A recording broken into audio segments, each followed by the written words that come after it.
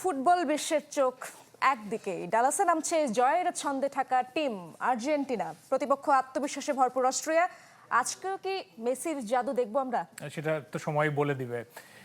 বিশ্বকাপ মানে প্রতিদিন যেমন হচ্ছে নতুন নতুন রেকর্ডের কথা, থাকছে নতুন বিস্ময়ও। গতকালই যেমন ধরেন না, একেবারেই তার ব্যতিক্রম হয়নি কিন্তু। এবং আজও কিন্তু ফ্রান্সের খেলা আমরা দেখবো, পাশাপাশি পর্তুগালের খেলা রয়েছে আগামীকাল।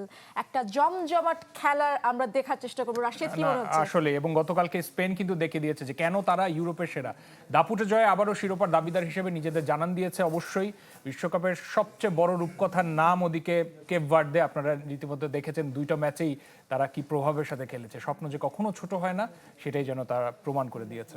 সত্যিই রাশিদ, এবং আজকের যে ম্যাচটা, আজকের এই আয়োজনে আমরা ট্যাকটিক্যাল বিশ্লেষণ থাকবে, আড্ডা থাকবে, জমজমাট ভরপুর এই আড্ডায় স্বাগত জানাচ্ছি আইগাজ ইউনাইটেড প্রেজেন্স আলটিমেট ওয়ার্ল্ড কাপে। আপনাদের সাথে আছি আমি ইশরাত জাহান এবং রহমান রাশেদ।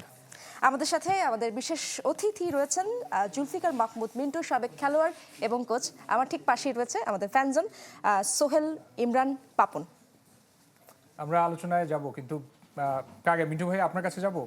বিশেষ করে কালকে যে খেলাটা দেখেছেন, সেই খেলাটা কিভাবে সংজ্ঞায়িত করবেন? সারাদিনে যে কথা বারবার আলোচিত হয়েছে যে স্পেন তারা কি আর ফেভারিটের তকমা রাখছে কিনা, নাকি তারাও এক ধরনের চাপে ছিল, সেইটা প্রমাণ করে দিয়েছে। যখন খেলা শুরু হলো, খেলার কয়েক মিনিটের মধ্যে ওরা আসলে প্রমাণ করে দিল। কি বলবেন ওদের পারফরম্যান্স? অনেস্টলি স্পিকিং, যদি মানে স্পেনের ফার্স্ট ম্যাচটা যদি আমরা দেখি, তাহলে সেই ম্যাচের পয়েন্ট অফ ভিউ থেকে অ্যাকচুয়ালি এটা স্পেনের সঙ্গে অ্যাকচুয়ালি যায় না।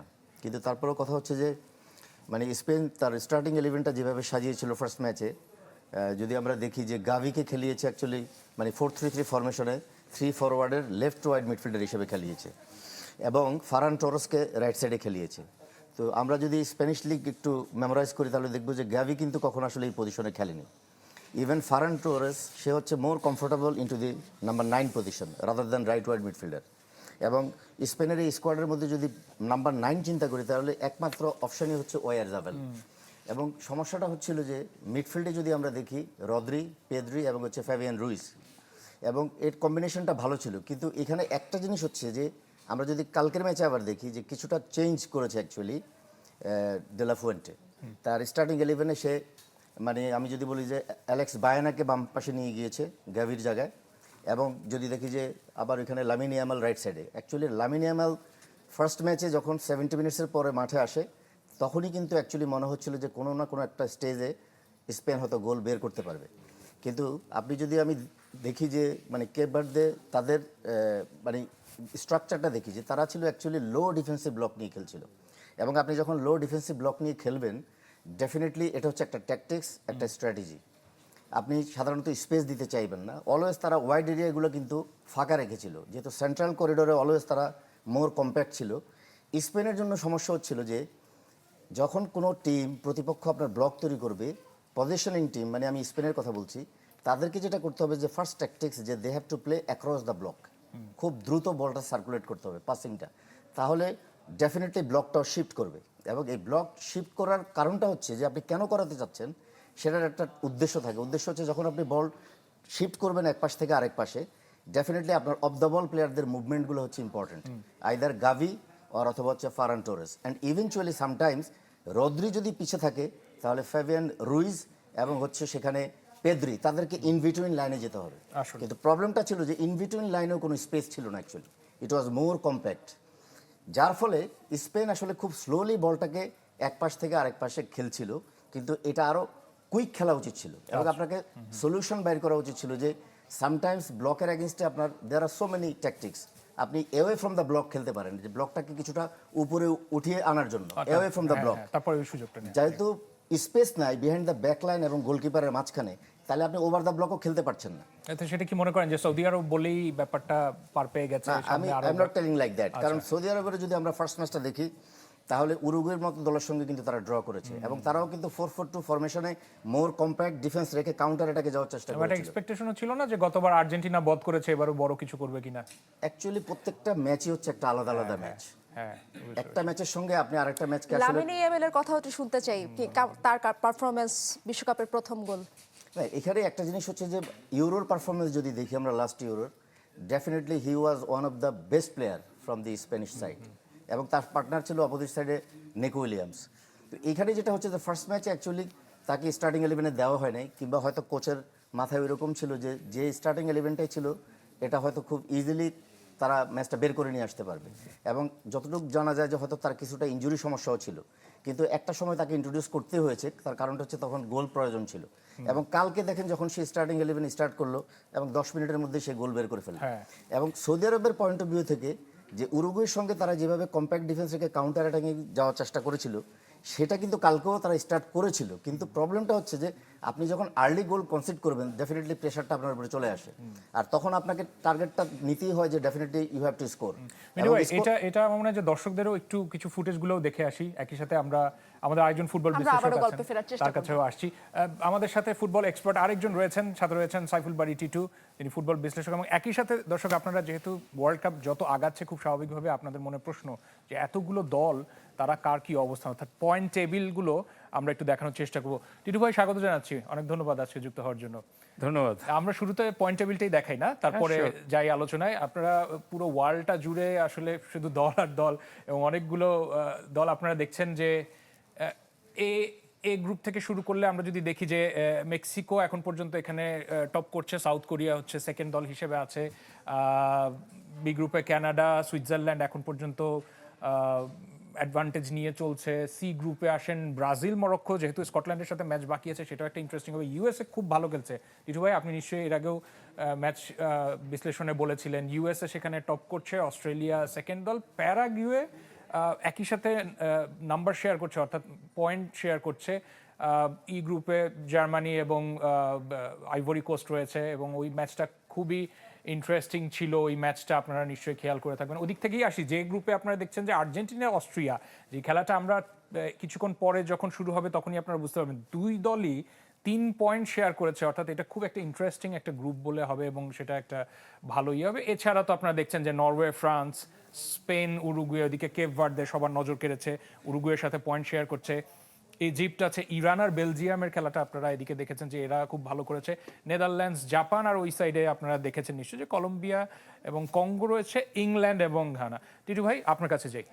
না, মেইনলি হচ্ছে যে too early to say anything about, যাদের একটা মাত্র ম্যাচ হয়েছে, তো দুইটা ম্যাচ যাওয়ার পর মোটামুটি একটা আমরা আন্দাজ করতে পারি যে কি হবে। এবং এখানে যেহেতু 8টা থার্ড প্লেস টিম যাবে, এটার জন্য আমার মনে হয় এটা মোর এক্সাইটিং করেছে কিছু কিছু গ্রুপের। জি গ্রুপটা একটু আলাদা নজর কাটছে না টিটু ভাই, মানে সবাই ড্রয়ের উপরে আছে। এখন পর্যন্ত দেখেছি যে কোনো ম্যাচে কেউ ফলাফল নিজেদের পক্ষে নিতে পারে না, মেইনলি ইজিপ্ট আজকে যেটা করলো সেটাতে তারা তো এগিয়ে গেছে অনেক। ওরা নিউজিল্যান্ডের সাথে ট্রেল করছিল, then they score 3 goals in the second half, which was good. So আমরা ইয়েতে চলে যাব। হ্যাঁ, আমি যে মানে মিন্টু যেভাবে বলেছে, তো এভরিথিং ওয়াজ সেড। আমি জাস্ট গোলগুলি একটু দেখতে চাই যদি। হ্যাঁ, সো এখানে আমরা যখন অন দ্য ব্রেক, এখানে একটু বলে নেওয়া ভালো যে ব্রাজিল যেটা করেছিল, মিন্টু বলছিল অ্যাওয়ে ফ্রম দ্য ব্লক। হ্যাঁ, তো এখানে কালকেও আমার ধারণা স্পেন কিছুটা সময় ওই ধরনের যে ওদেরকে টেনে বের করা, যার জন্য আমরা এই ধরনের স্পেসটা দেখতে পাচ্ছি, এবং মানে ডিফেন্ডিং ব্লকটা ঠিক ছিল না। এখানে স্পেশালিটি ছিল হচ্ছে লামিন ইয়ামালের রানটা। লামিন ইয়ামাল যেটা করেছে, এবং সেটা ম্যাচে একদম প্রথম 10 হ্যাঁ, মিনিটেই এবং এই জায়গাটায় দেখেন সে ডিফেন্ডারের একদম ব্লাইন্ড সাইডে চলে গিয়েছে, এবং ডিফেন্ডার লস্ট ট্র্যাক অফ এবং ওকে হ্যাঁ মার্ক করার কোনো সুযোগই নাই। সেটা মিন্টু ওয়ার্ডজাবলের কথা বলছিল, what a brilliant pass from ওয়ার্ডজাবল, এবং যেখানে করা দরকার একদম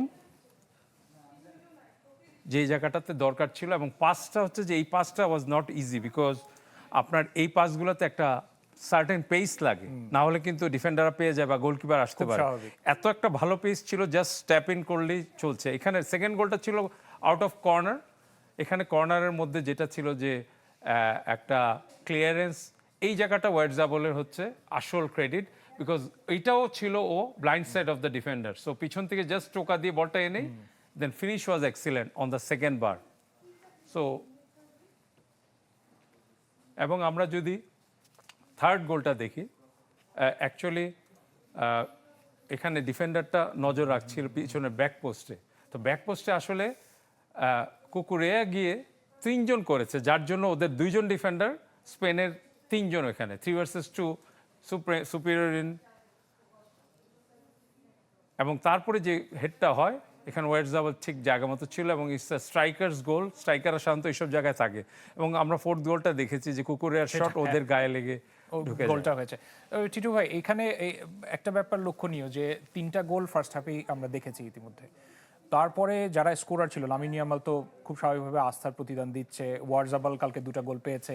এদের যখন কোচ দ্বিতীয়ার্ধের শুরুতে কিছুক্ষণ খেলানোর পরে তাদেরকে সরিয়ে নিল, ওরা যদি মাঠে থাকতো সেটা আরো হয়তো গোল পেতে পারতো। তবে সেটাও একটা স্ট্র্যাটেজিক কারণ নিশ্চয়ই, কারণ পুরো টুর্নামেন্টে 3-0 then you can take off your important players because specially ওরা কিন্তু মাত্র ইনজুরি থেকে উঠেছে, বিশেষ করে ইয়ামালকে এবং নিকো উইলিয়ামসকেও গত ম্যাচের শেষের দিকে অনেকটা রিস্কে নামানো হয়েছে আমার কাছে মনে হচ্ছে, আর ওর ফর্মটাও অত যাচ্ছে না। তো এইসব ব্যাপার হচ্ছে যে এটা শুধু এই ম্যাচের জন্য প্ল্যান না, এটা হচ্ছে যে পরের ম্যাচগুলোতে আমরা কি করব এটাও ডিসাইড করতে হবে। আসলেই তাই। এবং সৌদিকে গত আসরে যেমন আর্জেন্টিনা বধ করেছে, সেটা সুযোগই দেয়নি আমার মনে হচ্ছে ম্যাচের শুরুতে যেভাবে চেপে বসেছে। কেপ ভার্দের ম্যাচটা কি আমরা দেখবো টিটু ভাই?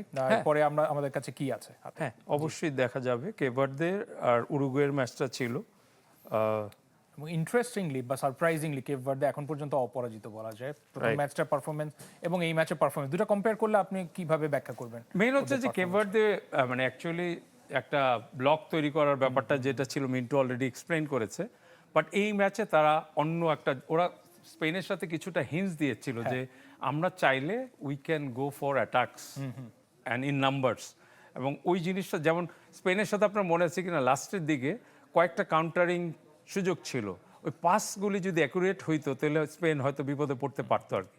সো যা উরুগুয়ের সাথে তারা তাদের এই যে কতগুলি আমরা নাম্বারস দেখছি যে অলরেডি তাদের উরুগুয়ের ডিফেন্সের উপর 4 versus 4 is on the break on the counter, এবং আরেকজন গিয়ে জয়েন করছে এখান থেকে।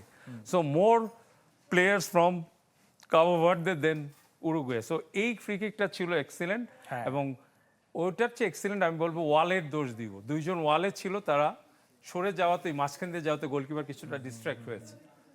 আর আমরা যদি উরুগুয়ের গোলটা দেখি, এখানে ডিফেন্ডিংয়ের যে লাইন মেনটেন করা ইয়েটা, এই জিনিসগুলোতে একটু ডিসিপ্লিনের অভাব ছিল, এবং এখান থেকে যেটা হয়েছে যে অ্যাকচুয়ালি এ পিছন থেকে যায় জি, এবং ওর হেড ঘাড়ে লেগে হোক যেভাবে হোক বারের থেকে ফেরত আসে এবং গোল হয়। এবং উরুগুয়ে তারপর could have been an excellent save ওইটা যদি পরবর্তীতে সেকেন্ড ইয়েতে অ্যাটেম্পটা না নিত। না মানে এক্সিলেন্ট, ওর চেক বারে লাগে বলটা মেইনলি, এবং এই গোলটা উরুগুয়ের ছিল এক্সিলেন্ট, এবং Marcelo Bielsa was happy, but last মোমেন্টে গিয়ে আসলে এই সিলি মিস্টেকের থেকে গোলটা খায়। এই পাসটা এত স্লো ছিল, ওর পায়ে লাগে, গোলকিপার এখানে আসার দরকার ছিল কিনা অনেক প্রশ্ন থাকবে। প্রবাবলি সেন্স করেছিল সেখান থেকে আসলে সেভ করতে আগে আসা কিনা, বাট আনফরচুনেট, ভেরি ওয়ার্ল্ড কাপের মতো স্টেজে মানে এটা বিশ্ব আসলে 2বার চ্যাম্পিয়ন উরুগুয়ে, তারা আসলে বুঝতে পারেনি যে এভাবে না ওয়ার্ল্ড কাপের মতো ম্যাচে এই ভুলগুলোকে স্টুপিড আসলে এফোর্ড করতে পারে না, এছাড়া আর কিছু বলা যায় না। না টিটু ভাই এক্সিলেন্ট। এবং আজকের যে ম্যাচ বারবার ঘুরে ফিরে আসছে যে একই রাতে, মানে বাংলাদেশ সময় হিসেব করলে একই রাতে নামবে হচ্ছে আপনার কিলিয়ান এমবাপে এবং লিওনেল নামে একজন লিওনেল নামে কোনো এক ভদ্রলোক যাকে সারা বিশ্ব অবাক হয়ে মুগ্ধ হয়ে তাকায় থাকে। আমরা সেই আলোচনায় নিশ্চয়ই ফিরবো, তবে তার আগে আমরা চলে যেতে চাই ফ্যান জোনে, এবং সেখানে মিন্টু ভাইও আছেন, রয়েছে ইসরাত জাহানি। স্যার মিঠু ভাই, আমরা যে আলোচনা ছিলাম কালকের ম্যাচটিতে লামিন ইয়ামালের পারফরমেন্স, পাশাপাশি কেপ ভার্দে যেভাবে আমাদেরকে অবাক করে দিল, ওই ম্যাচটা সম্পর্কে একটু জানাবেন। না, অলরেডি তো আমরা কিছু ভিডিও ক্লিপস অ্যাকচুয়ালি দেখেছি, যে মানে কিছু ব্যাপারে আমি বলবো যে আসলে মানে উরুগুয়ে মানে ওদের দুর্ভাগ্য অ্যাকচুয়ালি এই যে লাস্ট গোলটা তারা কনসিড করলো, যেটাতে 2-2 হলো খেলাটা। এবং এখানে এই লেভেলে এই স্টেজে অলরেডি মিস্টার সাইফুল বারী টিটু উনি এটা এক্সপ্লেন করেছেন যে এই লেভেলে এই ধরনের মিস্টেক এটা অনেক কস্টলি হয়ে যায়। এবং আপনারা জানেন নিশ্চয়ই যে মার্সেলো বিয়েলসা, তাকে সারা পৃথিবীর কোচদের কোচ বলা হয়। সো উনি কিন্তু আসলে এটা যে কীভাবে অ্যাবজর্ব করছেন উনি, আই ডোন্ট নো অ্যাকচুয়ালি। এবং গোলকিপার মানে হোয়াই ওইখান থেকে বের হয়ে আসবে সে, কারণ ওইখানে সেন্ট্রাল ব্যাক আছে, ডেফিনেটলি সে ওইখানে কাভার করতে পারবে। সো এই যে ডিসিশন মেকিংয়ে অ্যাকচুয়ালি হচ্ছে যে কখনো আপনার 3 পয়েন্ট পাওয়া থেকে আপনাকে আসলে বঞ্চিত করে। এবং এখন এমন একটা স্টেজ গ্রুপের মধ্যে যে আসলে উরুগুয়ের জন্য খুব ডিফিকাল্ট হয়ে যাচ্ছে, আসলে পরের ম্যাচগুলো অনেক ডিফিকাল্ট হবে তাদের জন্য। এমন একটা রেজাল্ট কি আপনি মানে দেখবেন আশা করেছিলেন, বা আমরা কি মানে কখনো কল্পনা করেছি যে কেপ ভার্দে এমন একটা খেলা খেলবে? না, এটা তো কেউ আশা করেনি অ্যাকচুয়ালি। ওয়ার্ল্ড কাপ যখন শুরু হয় তখন গ্রুপের ফার্স্ট ম্যাচে স্পেনের সঙ্গে তারা যেভাবে করেছে, স্পেশালি তাদের goalkeeper, he played extremely well, এবং গতকালকেও যে তারা এই ধরনের একটা সারপ্রাইজ দিবে আপনার উরুগুয়েকে, এটাও কিন্তু কেউ এক্সপেক্ট করেনি আসলে। তবে ফুটবল এরকমই হয় অ্যাকচুয়ালি, কারণ ফুটবলটা হচ্ছে আনপ্রেডিক্টেবল এনভায়রনমেন্টের খেলা, এবং আপনি 2-1 লিড বা 1-0 লিড এটা কখনো আপনাকে গ্যারান্টি দিতে পারবে না যে অ্যাকচুয়ালি আপনি ম্যাচ জিতবেন। যদি আপনি দেখেন মানে আইভরি কোস্ট এবং ইয়ের খেলাটা, জার্মানির খেলাটা দেখেন আপনি, 1-1 ড্র চলতেছে এবং একদম কোন সময় গিয়ে গোলটা কনসিড করলো। সো এই ধরনের জিনিসগুলো অ্যাকচুয়ালি ডিফারেন্সটা তৈরি করে। আজকের ম্যাচটাতে আমরা ফিরতে চাই হাই ভোল্টেজ ম্যাচ, আর্জেন্টিনার দ্বিতীয় ম্যাচ, গ্রুপ জে এর শীর্ষস্থান নির্ধারণী হাই ইন্টেন্সিটি ম্যাচ আমরা বলতে পারি কিনা? না, অবভিয়াসলি, কারণ it will be very tough match, এবং এখানে অনেক ট্যাকটিক্যাল বিষয় জড়িত এই ম্যাচটাতে, অনেক ট্যাকটিক্যাল ম্যাটার্স এখানে মানে আপনার ইমপ্লিমেন্ট করবে। যদি আপনি যেটা বললেন যে ডেফিনেটলি গ্রুপে দুইটা টিমই কিন্তু এখন 3 পয়েন্ট নিয়ে, মানে আমি এক গোল যেহেতু কনসিড করেছে অস্ট্রিয়া, তাহলে তারা এখন গ্রুপ রানার্স আপ পজিশনে রয়েছে। কিন্তু অস্ট্রিয়ার সবচেয়ে যেই মেইন জিনিসটা অ্যাকচুয়ালি ওদের কোচ মিস্টার রালফ রাগনিক, এবং ওনাকে কিন্তু আসলে অনেক রেসপেক্টের চোখে দেখা হয় সারা পৃথিবীতে।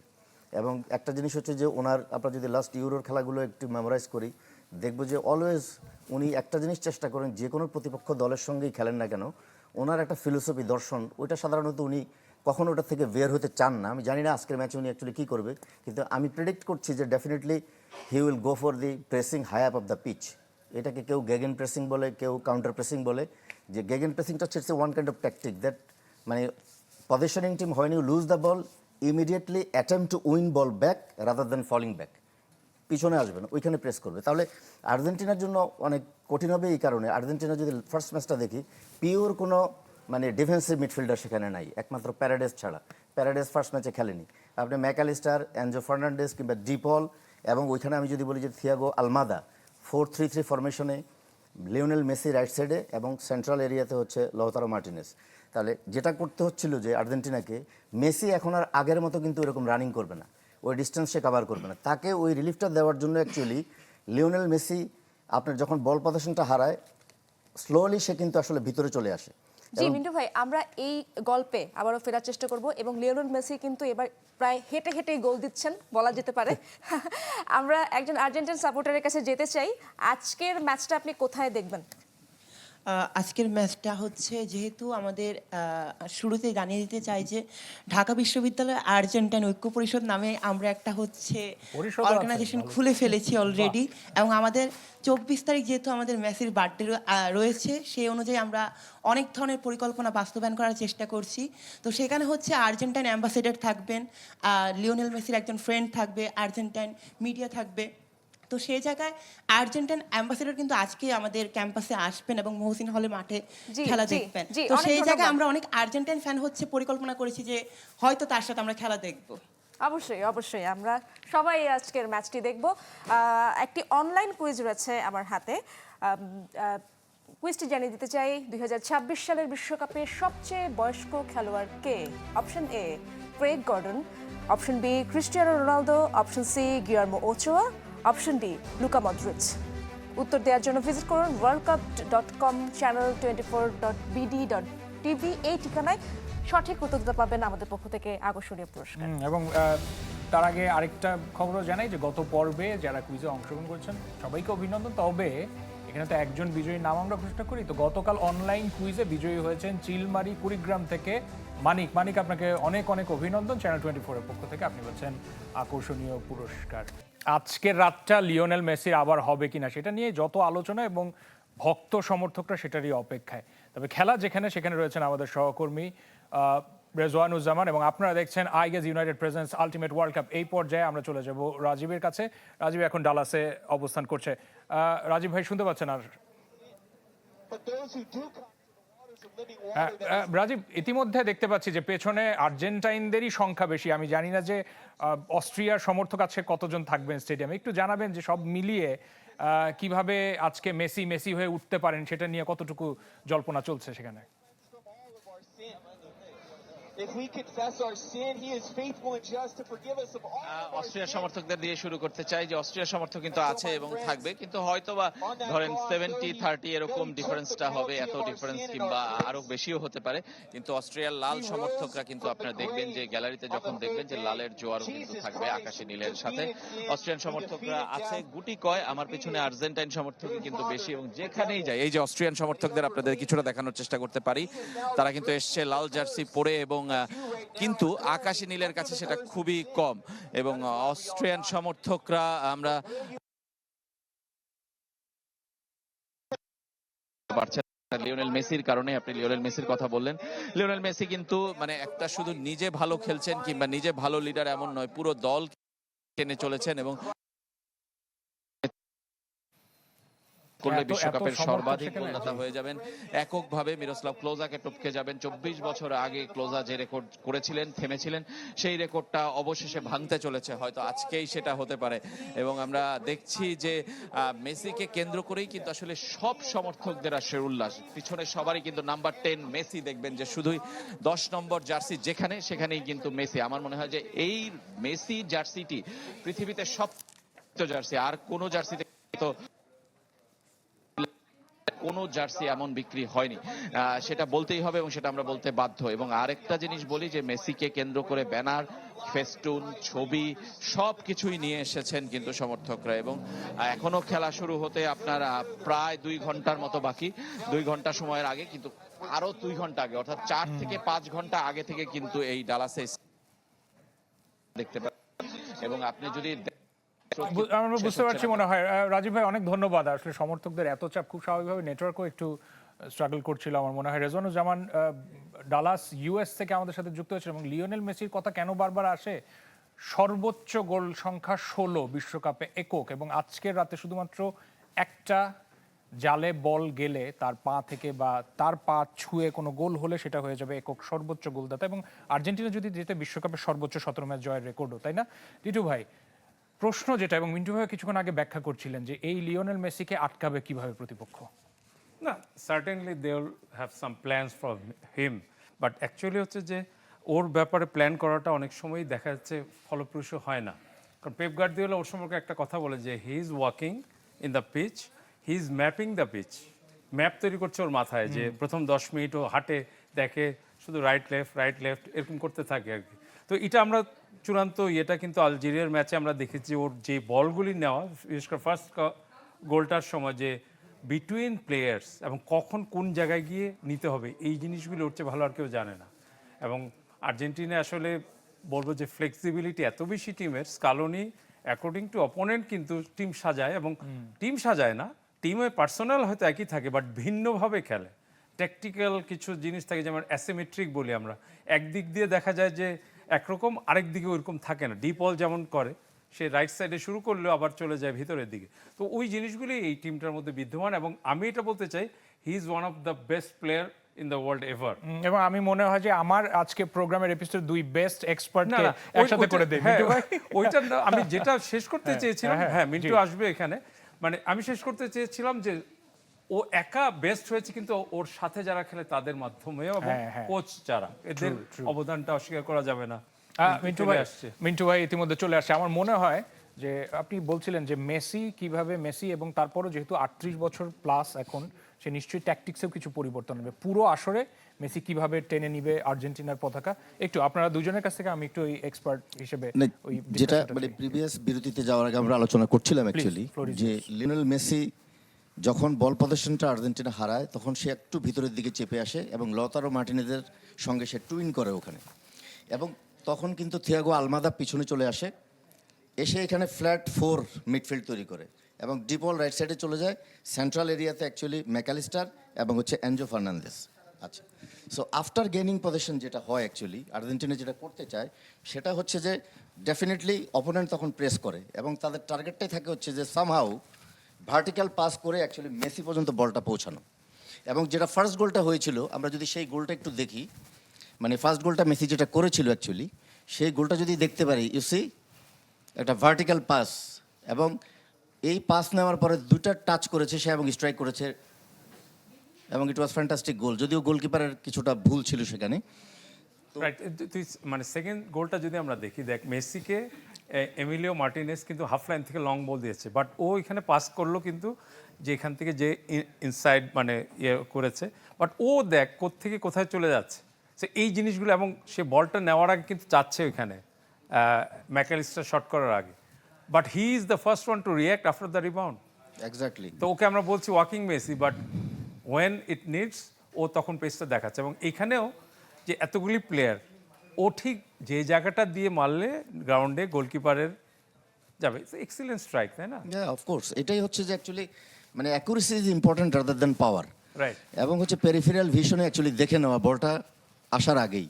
তো যেটা আমরা বলছিলাম অ্যাকচুয়ালি যে অস্ট্রিয়ার সঙ্গে ম্যাচটা কেন একটু জটিল হবে তার কারণটা হচ্ছে অস্ট্রিয়া যেহেতু 4-2-3-1 ফরমেশনে খেলে এবং 4-2-3-1 ফরমেশনে তাদের ফ্রন্ট লাইনে থাকে হচ্ছে কালাজিস এবং কোনো একটা না কোনো একটা সময় এটা আমরা আর্জেন্টিনার অ্যাকচুয়ালি স্টার্টিং এলিমেন্টটা দেখতে পাচ্ছি যেহেতু আজকে যে পয়েন্টগুলি এখানে ধর মেসি মানে ওই একটা গোল করা বা ও ড্রপ করে deep to receive turns and thread killer passes ও পাস দেয় যেমন ওইভাবে যাচ্ছে বাট আলভারেজ যদি আজকে শুরু করে যদি ইয়ে না শুরু করে ওর যখন আসে তখন কিন্তু রিলেন্টলেসলি এটাই আজকে অস্ট্রিয়ার জন্য সে পিছনে যাওয়ার চেষ্টা করবে রান করবে বিহাইন্ড দ্য ডিফেন্স এবং ডিপলের ভূমিকাটা তোর কি মনে হয় যে ও আসলে কি করে মানে আমার একটা জায়গাতে কনসার্নের বিষয় সেটা হচ্ছে যে মানে আর্জেন্টিনা আজকে কি প্যারাডেসকে ইন্ট্রোডিউস করবে কিনা স্টার্টিং 11-এ রাইট কারণ তাদের কিন্তু অ্যাকচুয়ালি কোনো সলিড ডিফেন্সিভ মিডফিল্ডার নেই যদিও মাঝখানে ফার্নান্ডেস কিংবা ম্যাকালিস্টার থাকে কখনো কখনো ডিপলও চলে আসে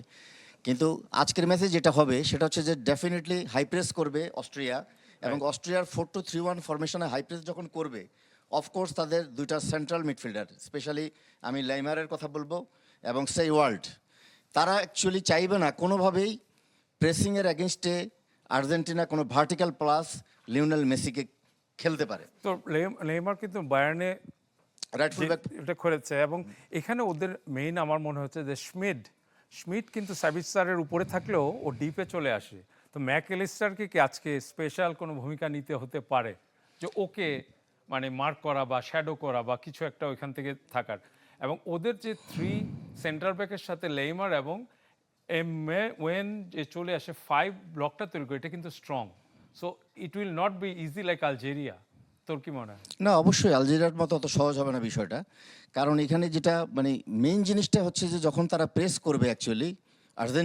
আর্জেন্টিনার মেইন কাজটাই হবে অ্যাকচুয়ালি যে দ্রুত বলটাকে পাস করা যে আমরা দেখছি এখানে দ্য স্মিড আর আর্নল্ড নামটা তো ভুলেছি আর্নাটোভিচ আর্নাটোভিচ পরে এসেছিল লাস্ট ম্যাচে সো ওর পারফরমেন্স এবং সাবিস্টার পিছন থেকে কি সাপোর্ট দিবে হাই প্রেসের কথা বলছিস গেগেন না প্রেস আমি যেটা মানে বলতে চাচ্ছি যদি ফার্স্ট ম্যাচের স্টার্টিং 11 দেখি ওটা ছিল 4-2-3-1 রাইট এখন এখানে যদি আজকে তারা 4-2-3-1ই করে আর্নাটোভিচকে যদি প্রথম থেকে স্টার্ট করে কালাজিসের জায়গায় তাহলে মেইন যে কাজটা হচ্ছে যে সেইওয়ার্ড এবং হচ্ছে শ্লাগার রাইট এবং এখানে লাইমারকে হোল্ডিং মিডফিল্ড পজিশনে খেলাবে রাইট ফুলব্যাক পজিশনে যদি পস থাকে এবং মায়োয়ানে তাইলে যখন হাই প্রেস করবে ডেফিনেটলি পস ছিল রাইট ব্যাক পজিশনে লাস্ট ম্যাচে Right.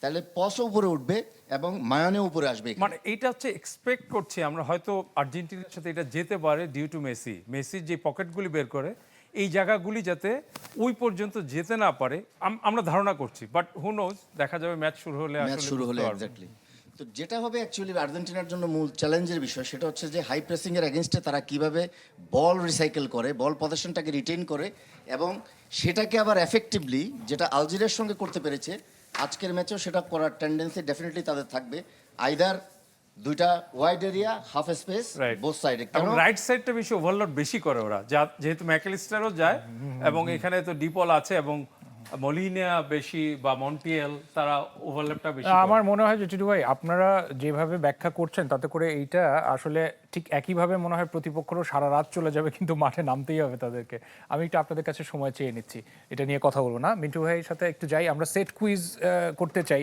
আমাদের যারা আগত অতিথি রয়েছে ইসরাত প্রশ্ন করবে ইসরাত আসলে আনফেয়ার মিন্স করছে কিনা সেটা মিন্টু ভাই দেখবেন নিশ্চয়ই একটা ছোটখাটো বিশ্বকাপ হয়ে যেতে পারে 3টা বড় দলের সমর্থক এখানে বসে আছে তাদের জন্যই আজকে আমার হাতে একটি কুইজ রয়েছে যে উত্তর দিতে পারবেন তার জন্য আকর্ষণীয় পুরস্কার আজকের প্রশ্ন এবারের বিশ্বকাপে আর্জেন্টিনা দলের সর্বকনিষ্ঠ ফুটবলার কে option A Nico Paz option B Thiago Almada, option C Giuliano Simeone, option D Valentin Barco.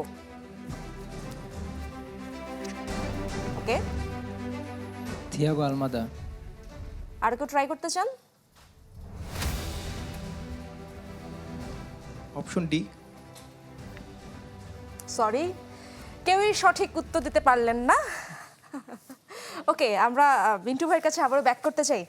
ভাই, আজকে লিওনেল মেসির খেলার ধরনটা কেমন হতে পারে? নর্মালি আমরা যাকে যেভাবে দেখি মধ্য মাঠ থেকে তিনি শুরু করছেন এখন। না, অ্যাকচুয়ালি আমরা এটা এর আগেও আলোচনা যখন করছিলাম তখন বলছিলাম যে লাস্ট ম্যাচটাকে যদি আমরা একটু দেখি তাহলে সেই ম্যাচে অ্যাকচুয়ালি কীভাবে করেছিল, এবং লিওনেল মেসি কিন্তু এখন অত বেশি ফ্ল্যাঙ্ক এরিয়াতে অপারেট করে না এবং এটা করা সম্ভবও না, এবং তার সর্বোচ্চ মানে ক্যাপাবিলিটিটাকে কাজে লাগানোর জন্য অ্যাকচুয়ালি হচ্ছে গেম প্ল্যান এবং স্ট্র্যাটেজি। এবং যেহেতু হাই প্রেসিং করবে ডেফিনেটলি মানে অস্ট্রিয়া, তাহলে মেসিকে কিভাবে ব্যবহার করবে, এবং শুধু ব্যবহার করার জন্য যে ইম্পর্ট্যান্ট রোল প্লেটা করতে হবে মিডফিল্ডে। এবং আমরা জানি না অ্যাকচুয়ালি যে স্টার্টিং 11 কী হবে, কারণ আর্জেন্টিনাকেও নিশ্চয়ই মাথায় রাখতে হবে এই জিনিসটা যে গ্রুপ চ্যাম্পিয়ন হতে গেলে মানে এই ম্যাচ কিন্তু হারা যাবে না। But Argentina much more better side than to Austria. কিন্তু কথা হচ্ছে অস্ট্রিয়ার মেইন অস্ত্রটা হচ্ছে তাদের কোচ মিস্টার রালফ রাগনিক, এবং উনি লাস্ট ম্যাচেও যেমন আমরা দেখেছি যে আর্নাটোভিচকে একটা সার্টেন টাইমে কিন্তু উনি ইন্ট্রোডিউস করেছেন এবং আর্নাটোভিচ এসেই কিন্তু একটা গোল করেছেন। জি, আমরা প্রত্যাশা রাখি আজ রাতে মেসির একটা ভালো পারফরমেন্স আমরা দেখব। আপনাদের সবাইকে স্বাগত জানাচ্ছি। রাশেদ, আমাদের সাথে যে অডিয়েন্স যারা রয়েছেন তাদের সাথে তো আমরা গল্পে আবারও ফেরার চেষ্টা করব। তবুও ছোট্ট করে একটু জানতে চাই, পর্তুগালের সাপোর্টার একজন বসে আছেন, রোনালদোর কাছ থেকে কি আশা করেন এবার বিশ্বকাপে? পর্তুগালকে নিয়ে এখন অনেক বেশি সমালোচনা হচ্ছে, কিন্তু এবারের বিশ্বকাপ ক্রিস্টিয়ানো রোনালদোর জন্য একটু স্পেশাল, কারণ সর্বশেষ বিশ্বকাপ। এবং আমরা মনে করছি পর্তুগালের মিডফিল্ডার এখন ওয়ার্ল্ডের বেস্ট, এবং ব্রুনো ফার্নান্দেস থেকে শুরু করে নুনো মেন্ডিস এবং আপনার অন্যান্য প্লেয়াররা ক্রিস্টিয়ানো রোনালদোর সাথে কোঅর্ডিনেশনটা ভালো করতে পারছে না, যার কারণে আমরা হচ্ছে ডিআর কঙ্গোর সাথে একটা ড্র নিয়ে হতাশ হয়ে ফিরতে হয়েছে। কিন্তু আমি আশাবাদী আগামীকাল উজবেকিস্তান ম্যাচের সাথে তারা হচ্ছে নিজেদের ফর্মে ফিরে আসবে, এবং 1966 সালে বিশ্বকাপ জার্নি শুরু করার পর থেকে 60 বছর ধরে যে নিজেদের বিশ্বকাপ ছুঁয়ে দেখতে পারেনি, যে স্বপ্নটি এবার আমরা দেখেছিলাম, সেই স্বপ্নটি হয়তো পূরণ হবে। স্বপ্নটা সবাই দেখছে, পর্তুগাল সাপোর্টাররা দেখছে। ব্রাজিলের সাপোর্টারের কাছে যেতে চাই, নেইমার আগামী ম্যাচ থেকে খেলছে, কেমন প্রত্যাশা করছেন নেইমারের কাছ থেকে? প্রথমত নেইমার যেহেতু 3 বছর পরে ন্যাশনাল টিমে ফিরে আসছে, সো এটা এবং নেইমারের প্রথম ম্যাচ ইনজুরির পরে, প্রথম ম্যাচে নেইমারের থেকে খুব বেশি প্রত্যাশা নেই, কেননা প্রথম ম্যাচে একদম হচ্ছে যেহেতু তাকে শেষে 10 মিনিট বা 20 মিনিট খেলাতে পারে, এই ম্যাচে খুব বেশি প্রত্যাশা নেই। কিন্তু নকআউট পর্বে যদি ব্রাজিল যেতে পারে, ওই ম্যাচে নেইমারের থেকে খুব ভালো একটা প্রত্যাশা থাকবে, এবং আশা করছি নেইমার তাদের ম্যাচের জন্য, তাদের হচ্ছে টিমের জন্য একটা গেম চেঞ্জার হয়ে উঠবে। অবশ্যই অবশ্যই। তারও আগে ফ্রান্স এবং ইরাকের খেলা, সেটা নিয়ে একটু আলোচনা করতে চাই। সাইফুল বারী টিটু আমাদের সাথে রয়েছেন, চলে যাব তার কাছে। টিটু ভাই, আপনি কিলিয়ান এমবাপে, তার যে গতি এবং তার যে স্কিল সেট, তারপরও বলা হয় যে শুধু কিলিয়ান এমবাপে সব লাইমলাইট নিয়ে নেবে তাই না, ফ্রান্সের একটা স্কোয়াড ডেপথ আছে, যে তার আসলে লাইমলাইটে আসার মতো আরো অনেক প্লেয়ার আছে। ইরাকের ক্ষেত্রে ব্যাপারটা কিরকম হতে পারে বা কি লাইন আপে তারা খেলতে পারে? আমরা মানে প্রথম দিনই বলেছিলাম আসলে ওয়ার্ল্ড কাপের এই আসরে স্কোয়াড রোটেশনটা একটা ইম্পর্টেন্ট এলিমেন্টস। তো আমার মনে হয় যে ইরাকের সাথে খেলায় ফ্রান্স কিছুটা পরিবর্তন আনতে পারে, যে ডেপথ যেটা বললেন কিছু এনে হতে পারে। বাট এমবাপ্পে তো অবশ্যই স্টার্ট করবে, এবং লাস্ট ম্যাচের যে তার গোল করার 2টা গোলের মধ্যে একটা তো ছিল অসম্ভব ভালো লং ডিস্টেন্স শট, তো ওই জিনিসটা করতে পারে। তবে এই ম্যাচ আমার মনে হয় কম্পিটিটিভ করার জন্য ইরাক চেষ্টা করবে। তারপরে ফ্রান্স তো আমার ধারণা এখান থেকে চলে আসবে। কিরকম মনে হয় যে স্কোর লাইন কি হতে পারে? 2-0 হতে পারে, 2-0, 3-0। জার্মানি আইভরি কোস্টের স্কোর লাইন আপনি যেটা বলছেন এক্স্যাক্টলি সেটা হয়েছে, খুব ভালো একটা এগুলি observation ছিল। হঠাৎ মাঝে মাঝে হবে, মাঝে না না, মাঝে খুব ঘটবে না। স্বাভাবিক। বা আপনার কি মনে হয় আজকে 2-0 এরকমই একটা স্কোর লাইন থাকবে? মনে হয় যে আচ্ছা। এই খেলাটা যদি আমার বা ইরাক কি কিছুটা হলেও বা একটা হলেও গোল পাবে এরকম মনে হয়? অ্যাটলিস্ট ইরাকের ইউ খেলা বা নেভার ও যে- নো, বাট হ্যাঁ। আনলাইকলি এটা, যে কারণ যাদের নিয়ে আমরা কথা বলছি আমরা সেমিফাইনালিস্ট হিসাবে দেখতে চাচ্ছি, আসলে। ওইসব টিমের ডিফেন্ডিং ডেপথ অনেক সলিড ডিফেন্ডিং থাকে। ইরাক হয়তো যেভাবে গেম প্ল্যান করবে, ইরাকের গেম প্ল্যানটাও আমরা দেখতে পাচ্ছি হ্যাঁ, ওয়ালে। সো ওইটা সবসময় হয়তো সম্ভব হবে না, but they will try. I think they are best, because world কাপের আসরটা তো এইবার 48 কান্ট্রিজের জন্য অনেকেই খেলার সুযোগ পাচ্ছে, অন্য সময় তো পাচ্ছে না বা পায় না সাধারণত। বুঝতে পারছি আপনার টিটু ভাই, অনেক ধন্যবাদ। এবং এর সাথে আমার মনে হয় যে এই যে বিশেষ করে এই এপিসোডটা শেষ হলেই যেই খেলা, সেই খেলা নিয়ে বারবার আলোচনা হচ্ছিল এবং Lionel Messi versus Kylian Mbappe আলাদা আলাদা মাঠে নামছেন, কিন্তু তারপর একটা দ্বৈরথ থেকেই যায়। নিশ্চয়ই ম্যাচের পরে কালকের এপিসোড এটা নিয়ে আরো কথা হবে। টিটু ভাই অনেক ধন্যবাদ সময় দেওয়ার জন্য। জি, টিটু ভাইয়ের কাছ থেকে আপাতত বিদায় নিয়েছি, কিন্তু বিদায় নিচ্ছি না আপাতত। মিন্টু ভাই এবং ফ্যান বেস সেখানে রয়েছেন, ইসরাতের কাছে যাব। রাশেদ, আপনি একটু আগে বলছিলেন যে আলাদা আলাদা তারা মাঠে নামছে, কিন্তু একটা ফাইট কিন্তু হতে যাচ্ছে। আসলেই তাই। লিওনেল মেসির 16তম গোল, 16টি গোল এখন বিশ্বকাপে, পাশাপাশি কিলিয়ান এমবাপ্পের 14টি গোল। আজকে রাতেই কিন্তু একটা দফা রফা হয়ে যাবে আসলে কে এগিয়ে থাকবে। না মানে সত্যি যেটা, যে আজকে যদি মেসি গোল করে তাহলে তো রেকর্ডটা সে ব্রেক করবে, কারণ অলরেডি সে টাচ করেছে মিরোস্লাভ ক্লোজার রেকর্ডটা, এবং 14 গোল নিয়ে পিছনে রয়েছে কিন্তু কিলিয়ান এমবাপ্পে। এবং ফ্রান্স যদি দেখি ইরাকের সঙ্গে খেলবে, কম্পারেটিভলি অনেক উইকার টিম, আর মেসি খেলছে অস্ট্রিয়ার সঙ্গে, so it's not so easy job for Messi. So একটা জিনিস হচ্ছে যে মানে কিলিয়ান এমবাপ্পে, আমি ওর একটা ইন্টারভিউ দেখছিলাম কয়েকদিন আগে, সেখানে ও অ্যাকচুয়ালি বলছিল, মেসি সম্পর্কে বলছিল যে মেসি হচ্ছে সর্বকালের সেরা প্লেয়ার, আর আমি শুধুমাত্র আমার দলকে বিশ্বকাপ জেতানোর পিছনে সামান্য কিছু কন্ট্রিবিউট করেছি, এবং আমি যে কোয়ালিটির সেটাই শুধুমাত্র আমি প্রুভ করেছি, কিন্তু মেসি সেটার সঙ্গে আসলে আমি নিজেকে কম্পেয়ার করতে কখনোই চাচ্ছি না। তো এটা ডেফিনেটলি একটা বিগ প্লেয়ারের, এটা হচ্ছে হাম্বলনেস, মানসিকতা, ডাউন টু হ্যাঁ, আর্থ। exactly। এবং অফকোর্স মনে মনে তার থাকবেই যে যেহেতু সে 14 গোল নিয়ে খুব কাছাকাছি একেবারে, তারও কিন্তু সেই অপরচুনিটি রয়েছে অ্যাকচুয়ালি আরও উপরের দিকে যাওয়ার। তো সেটা সময় অ্যাকচুয়ালি বলবে, কারণ ম্যাচগুলো যখন যাবে, যেহেতু আজকে সে ইরাকের সঙ্গে খেলছে, আজকেও তার অপরচুনিটি আছে গোল করার, অফকোর্স লিওনেল মেসিরও অপরচুনিটি রয়েছে। তবে একটা জিনিস হচ্ছে যে মানে লিওনেল মেসির সঙ্গে অ্যাকচুয়ালি মানে অন্যদের সম্পর্কে আসলে মানে কম্পেয়ার করাটা খুব ডিফিকাল্ট, এবং প্রত্যেকটা প্লেয়ারই হচ্ছে যে তার নিজস্ব একটা আলাদা ইন্ডিভিজুয়াল, ইচ অ্যান্ড ইন্ডিভিজুয়াল। তো এখানে অ্যাকচুয়ালি হচ্ছে যে Lionel Messi unbelievable quality, yeah. So Kylian Mbappe he is also top class player, এবং তার নিজের ইন্টারভিউ থেকে আমরা বুঝতে পারছি যে সে আসলে কিভাবে রেসপেক্ট করে মানে লিওনেল মেসিকে। মিন্টু ভাই মিন্টু ভাই, আরেক- আচ্ছা না, এই দুইটা ম্যাচে একটু প্রেডিকশন জানতে চাচ্ছিলাম, যে আলাদা দুটো ম্যাচ, কিন্তু স্কোর লাইন কিরকম হতে পারে, আপনার কি মনে হয়? অনেস্টলি আমি স্কোরলাইন বলতে পারবো না, তার কারণটা হচ্ছে ফুটবল হচ্ছে আনপ্রেডিক্টেবল এনভায়রনমেন্টের খেলা। তবে definitely France will win against Iraq, আর অস্ট্রিয়ার সঙ্গে আর্জেন্টিনার সম্ভাবনা বেশি। মিন্টু ভাই আরেকটা বিষয়, ব্রাজিল কোচ অ্যানচেলোত্তি কিন্তু রিসেন্টলি একটা কথা বলেছেন যে হাই ইন্টেন্সিটি গেম খেলতে আর্জেন্টিনা দুর্বল। আজকের ম্যাচে কি সেটা কি প্রমাণ হয়ে যাবে কিনা? না, এগুলি অ্যাকচুয়ালি হচ্ছে যে অনেক কিছু আছে, যখন কোচরা আসলে প্রেস কনফারেন্সে কথা বলেন, এগুলি অনেকটা মাইন্ড গেমের মতো, কারণ কার্লো আনচেলোটি উনি অনেক এক্সপিরিয়েন্স এবং সিনিয়র কোচ, এবং আপনি দেখেন যে অন্যান্য খেলোয়াড়রা যারা তার সঙ্গে কাজ করেছে বা কাজ করেনি, তারা কার্লো আনচেলোটি সম্পর্কে কি বলে। জলাটান ইব্রাহিমোভিচ একটা কথা বলছিলেন কয়েকদিন আগে, যে আনচেলোটি কখন রাগ করে সেটা আমরা বুঝতে পারি, যখন তার ভুরুটা এইভাবে করে তার মানে সে অ্যাংরি। তো মানে প্লেয়াররাও তাকে কিভাবে রেসপেক্ট করে অ্যাকচুয়ালি।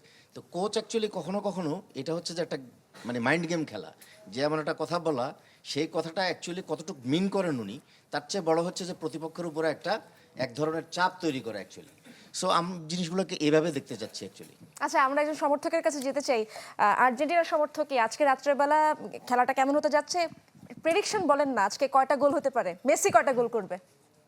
আচ্ছা, যেহেতু আমরা হচ্ছে আর্জেন্টাইন সমর্থক হিসেবে হচ্ছে লিওনেল মেসিকে সবসময় লিজেন্ড মনে করি, তো আমরা তার কাছে প্রত্যাশা রাখি যে সে হচ্ছে আজকে রাতও আমাদেরকে চমকে দেবে।